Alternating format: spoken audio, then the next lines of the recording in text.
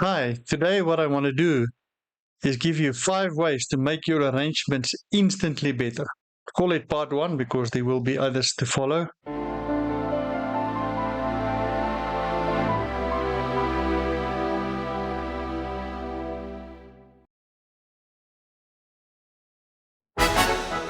Number 1, make your music easier to read. Now, I can hear you immediately. You're going to tell me, but my music is easy to read. I print it. I use Sibelius or Orica or Finale, and everything is easy to read. That's not quite what I mean. Let's go into a little bit more. So ask yourself, what is the easiest way I can write this section to get the results I want? Focus on easiest, focus on results. I'm going to give you an example. So I wrote this little piece of music. I just put a saxophone quartet on there. So look at the piece at the top, right? Fairly simple, very precise. This guy knows what he wants. But give it to a student, maybe a sixth grader, eighth grader. When I have trouble reading this, even some professional musicians might not read it right on the first go. So what I did, you see, this guy wants a rest there, a 16th note rest there, probably because he wants the D to be a short D. Then similar there, I mean, okay, yes, the second arrow there, it makes sense. There's a break. Then the third rest, the third red arrow, is again because he wants that G to be short. He's worried that you're going to play too long. Right, so if you look at the beats in a 4/4 like this is clearly the second beat. You've got a rest, and you've got 2 notes, and you've got a rest. And once you analyze it, it's easy to see. But would you have read it on sight reading on a first time? I don't know. Not every musician would read it perfectly. So you have similar situations all over. Now, go back to what I said. What is the easiest way I can write this to get the reader to understand what I want and get the result I want? So I gave you a solution. Look at the alto saxophone. Basically put it in unison. It's not unison really. It's an octave lower, but it looks like unison. It's exactly the same sound, exactly the same music, top and bottom. Can you see the differences what I did? Just by adding some staccatos where you wanted it shorter, taking out the rests. Would you agree the alto saxophone player would read this far easier on the first go than the soprano saxophone player? Right, let's give you a completely different example. I wrote this for trumpet in B flat, this little piece of music. I'm not even going to play your audio because this is not the point. The tempo here, 52 beats per minute, looks like a very typical, maybe Baroque era piece of music. Not too difficult to read, but with all those ledger lines, you have to now really calculate at really high speed the mathematics of making this happen. And then you still have things like the slurs that are happening and the crescendos happening here. Okay, and there's an accent. It's hard to read the first time. So, second example, same music, exactly the same music. It's also 52 beats per minute, but now I put it in 2/2. So breaking down the rhythms just by eliminating all the black lines at the bottom, making it easier. Can you see it's exactly the same, the whole phrase? Note for note, same music, already easier to read. But because it's grouped like this, it's still, in my eyes, unnecessarily difficult to read. I'm going to make it even easier than that. So I give you example 3. So now what I did, I took the 52 beats per minute, made it 104. So it's double the amount. And you can break. There's a beat, there's a beat, there's a beat, there's a beat. Would you agree from example 1 to example 3, if you play it, it will sound 100% exactly the same. But it's much harder to read example 3. So tip number 1, make the music as easy as possible to read. Get the results you want the easiest way you can. Think what you write. Right, my tip number 2. stick to the idea from top to bottom.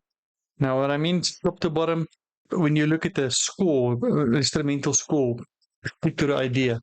I've seen so many people do this wrong. So I wrote this little 8-bar opus just for a demo. Call it what you want.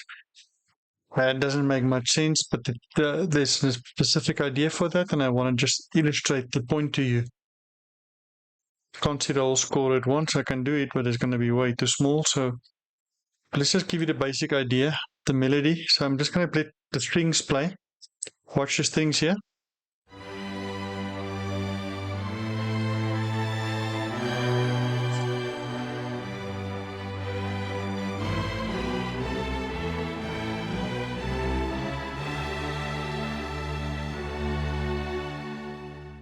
Okay, unfinished symphony. Here we go.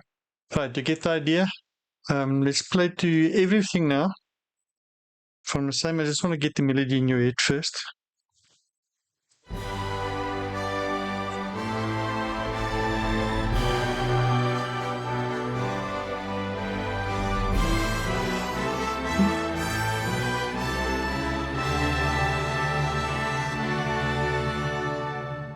Okay, now what we're doing, what people do is they start writing, they hear, you're busy with the flute and you get, oh yeah, this a trill will be nice here, and you make it sound like, oh, and you hear this nice run and you write, and you go for supper and you come back after supper and you write.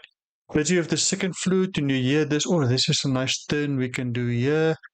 And later on you come back and you hear the chorang like, oh, this is a nice piano melody. So let me illustrate to you. Everything I wrote here will work as ideas. But will they work together? That's the question. So I'm going to play the top 4 lines to you. You know the melody now.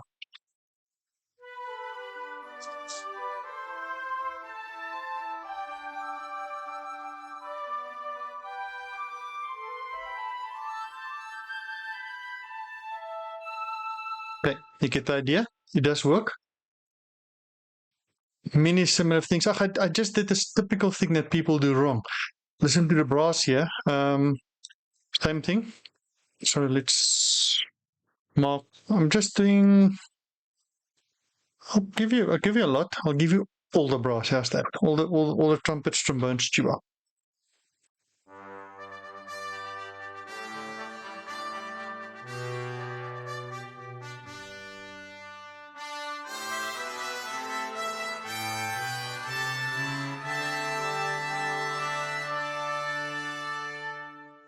Every single idea for every instrument here might be on the right time and the right day a good idea.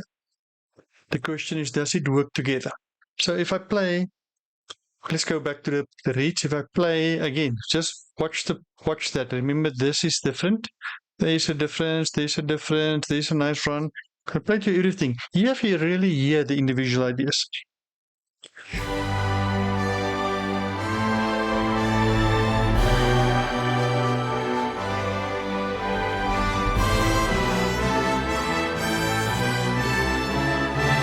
It's way too busy. Right, so I'm going to pause. I'm going to fix it quickly. And I'm going to play to you my fix. Okay, let me just pause this video quickly. Pay attention. So this is, file name is Too Many Ideas Inaudible. Okay, new file loaded. Now it's my little new and improved opus. Now it's stick to the idea top to bottom. So your point is, when you work, now you just stick to one idea. So I'm making my melody stronger here, make my melody stronger here. Help the second violins and the violas a little bit with the reeds in this particular case, but not all the way. You don't want to copy them all the way. There's no bass guitar in classical music, so add more bass here with my low reeds. My horns, they are on 10 pairs, guys. So you want to either have nice, beautiful, close chords with them, close harmonies, or, like I did here, decide on one idea and make it much stronger, much stronger. Trumpets, choose one of the ideas, make it stronger. Trombones look like it's an octave below the trumpets. It isn't. The harmonic series video will show you that it's almost basically in unison. Stick to the same idea there.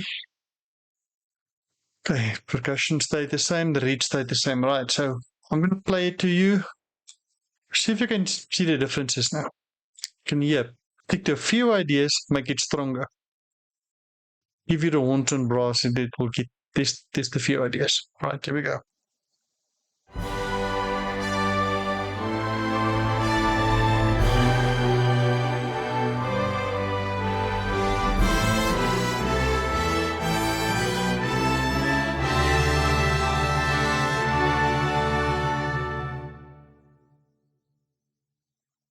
Okay, I think that sums it up. I'll give it to you one more time. Let's just see if we can give you another view again so you can hear the differences.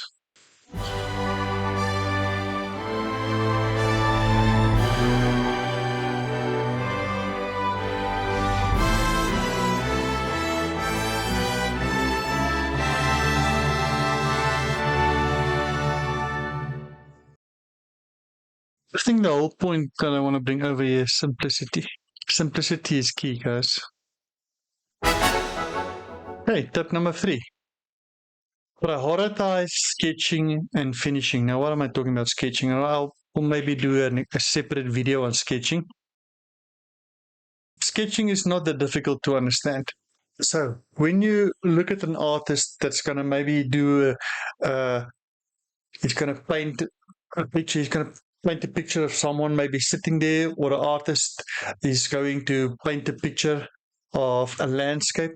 He's going to take his page and just take a soft pencil, and he's going to do his sketching lines in the beginning, just so, okay, the mountain goes here, tree goes here, or the eyes goes here, the body goes here, or the face goes here, the ears go here. I don't know. I can't paint.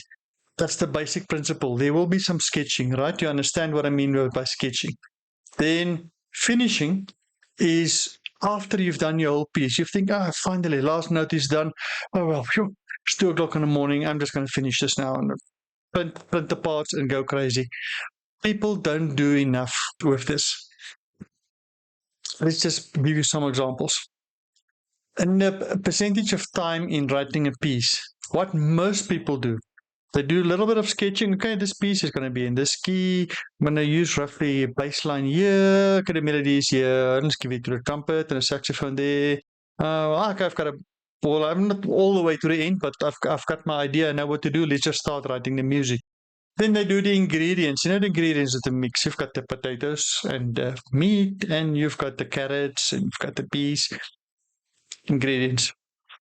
Right, so people do the biggest part of the piece 85% of the time, and then when they get to finishing, it looks nice. Yep, that's nice. Okay, I remember to put the forte there. Okay, it's fine. I'm tired. I've listened to this thing now 120 times in writing this piece of music. I'm not gonna listen. I'm done. This piece is done. And they just finish it off and they send it away. Guys, you will not have good arrangements this way. So here's what I do, and I tirelessly do it this way. Sketching takes me longer. I put more into the planning. I cannot overemphasize this. The planning is everything. You need to know before I even start the piece, from the beginning right up to the end, the melody lines, or there's a little fill I want the clarinet here to do, or here there's going to be more timpanis, or you write yourself some notes. I'm going to have stronger, add more brass here, or add strings here, or add this there. It just give you some notes, but get a full skeleton going. Spend more time on sketching. It will be easier when you get to the meat. Promise you that.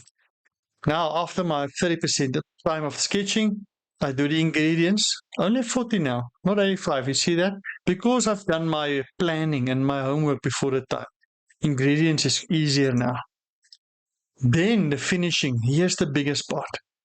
People neglect the finishing. You need to take your time. You need to listen.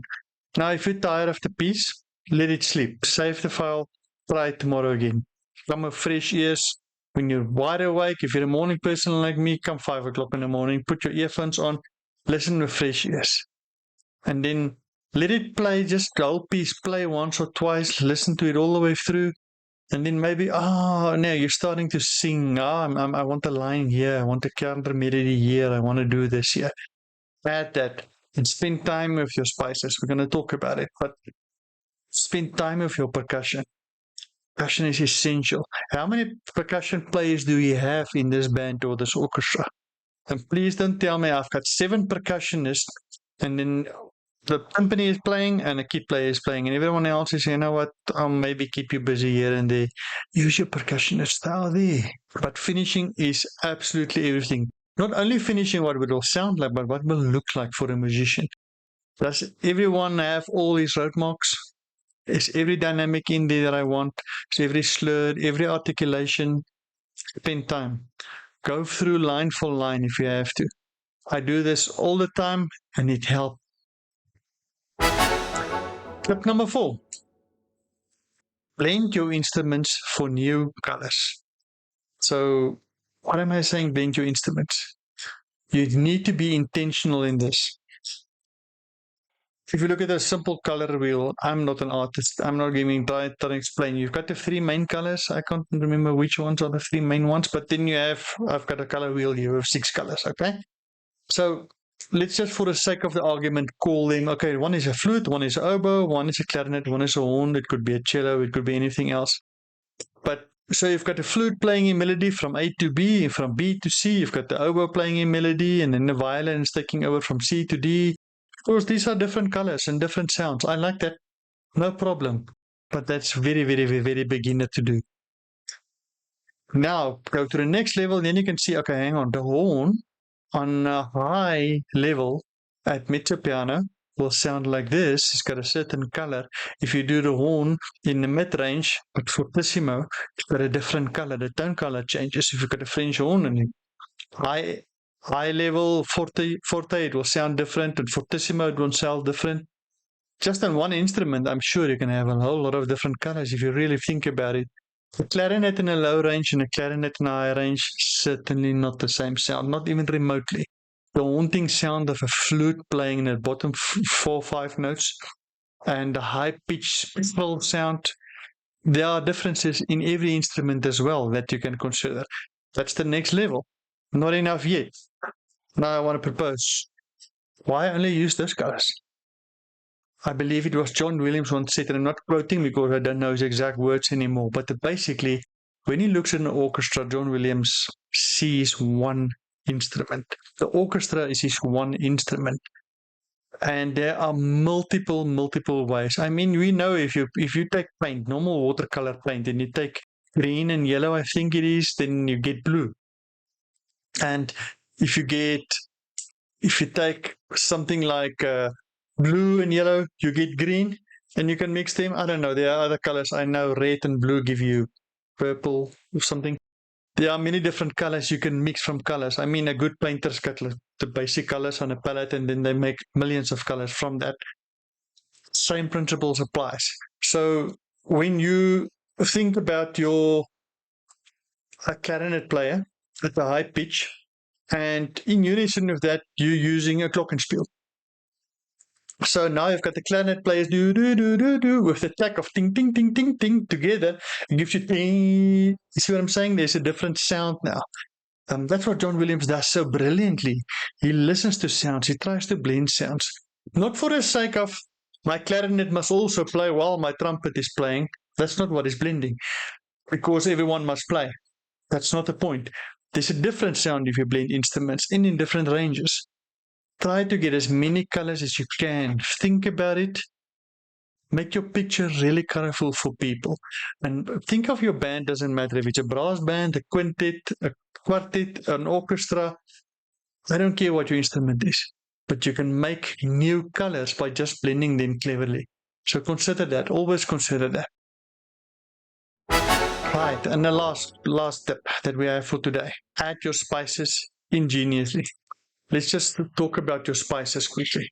Spices, in my mind, there are people that eat garlic steak and they eat garlic pizza. I'm not a particular fan of a garlic pizza or a garlic steak, but I use garlic in my food all the time. It is just that spice in the food that brings all the other taste out fantastically if you mix it and you blend it well. but it's not something I want to eat on my own. I don't need garlic gloves. That doesn't work for me. That's just personally. I'm sorry I'm using food now. If you like garlic pizza, good for you. My point is, there are many different spices. Once you've done everything else, what does the good chef do? He takes a spoon or a fork or something. I need to add a little bit more salt. And he does his more salt or some herbs or some spices, whatever the case. And do the same with your music. Take your time. A little shakaria, claves, what do they call it overseas? Claves is the right word. That you do maybe some with a side stick, a little thing here from a triangle, some shaker, timpani roll just to enhance this crescendo a little bit. There are many different things you can do, but take time, think through, listen through. Don't add it for the sake of just putting all your spices. You don't go to your kitchen, take all your spices and just put everything in. I've added spices. No. You obviously do it tastefully, but do it tastefully. This is something that many people neglect, especially because I think sometimes they are musically trained. Their harmony is very good, so they write all their wind instruments and their string instruments, and they get the percussion. They don't really know what to do. Then you've got a problem. Go learn percussion. I'm not asking you to become a percussionist, but understand the basic principles of percussion. How to write for a snare drum that rolls. How do you write for a timpani? Because you can't just write anything for timpani. I've seen the weirdest things, but we'll talk about that in a different video. Take time, add your spices. It's the secret in enhancing your entire arrangement, just like it's the secret in enhancing any meal. And you're talking about one pot meals when you talk music, so think about it. This is what we're going to have to do for today. I will add a part 2 and we have 5 more tips for you. I hope you enjoyed it. Please like and subscribe. It will just help you in future when more videos come. I'm Matt signing off for today. I hope you enjoyed this video. Please give your comments in the video, things you want me to teach you, questions you have about arranging and orchestration and composition. I'd love to try and help you. This is why I'm doing this. It's not for me, it's for you.